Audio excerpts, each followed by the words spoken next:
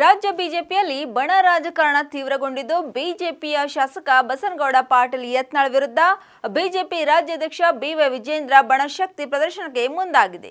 Yatnal team ವಕ್ಫ್ ವಿರೋಧಿ ಹೋರಾಟಕ್ಕೆ ಪರ್ಯಾಯವಾಗಿ ಟೆಂಪಲ್ ರನ್ ಮಾಡುವುದರ ಜೊತೆಗೆ ದಾವಣಗೆರೆಯಲ್ಲಿ ಬೃಹತ್ ಶಕ್ತಿ ಪ್ರದರ್ಶನಕ್ಕೆ ನಿರ್ಧಾರ ಮಾಡಲಾಗಿದೆ. ಬೆಂಗಳೂರಿನಲ್ಲಿ ಮಾಜಿ ಸಚಿವ ಕಟ್ಟಾ ಸುಬ್ರಹ್ಮಣ್ಯ ನಾಯ್ಡು ನಿವಾಸದಲ್ಲಿ ಪತ್ರಿಕಾಗೋಷ್ಠಿಯಲ್ಲಿ ಮಾತನಾಡಿದ ಮಾಜಿ ಸಚಿವ ಎಂಪಿ ರೇಣುಕಾಚಾರ್ಯ ಬಿವೈ ವಿಜೇಂದ್ರ ಅವರನ್ನು ನರೇಂದ್ರ ಮೋದಿ ಅಧ್ಯಕ್ಷರಾಗಿ ಮಾಡಿದ್ದಾರೆ. ಹಾದಿ ಬೀದಿಯಲ್ಲಿ ವಿಜೇಂದ್ರ ರಾಜ್ಯಾಧ್ಯಕ್ಷ ಸ್ಥಾನ ಡಿಸೆಂಬರ್ ಅಂತ್ಯವಾಗುತ್ತೆ ಎಂದು ಹೇಳುತ್ತಿದ್ದಾರೆ. ವಿಜೇಂದ್ರ ವ್ಯಕ್ತಿಯಲ್ಲ, ಪಕ್ಷದ ಅಧ್ಯಕ್ಷರು. ಇವರನ್ನು ಪ್ರಶ್ನೆ ಮಾಡುವುದು ರಾಷ್ಟ್ರೀಯ ನಾಯಕರನ್ನು ಪ್ರಶ್ನೆ ಮಾಡಿದಂತೆ.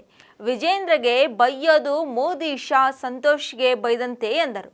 ಯಡಿಯೂರಪ್ಪ ರಾಜಕಾರಣಕ್ಕೆ ಬಂದಾಗ ಇವರು ಕಣ್ಣೇ ಬಿಟ್ಟಿರಲಿಲ್ಲ. ಇವಾಗ ವಿಜೇಂದ್ರ ಬಗ್ಗೆ ಮಾತನಾಡುತ್ತಾರೆ. 4-5 ಜನರದ್ದು ತೋಳದ ಕಥೆಯಾಗಿದೆ ಎಂದು ಕಿಡಿಕಾರಿದರು.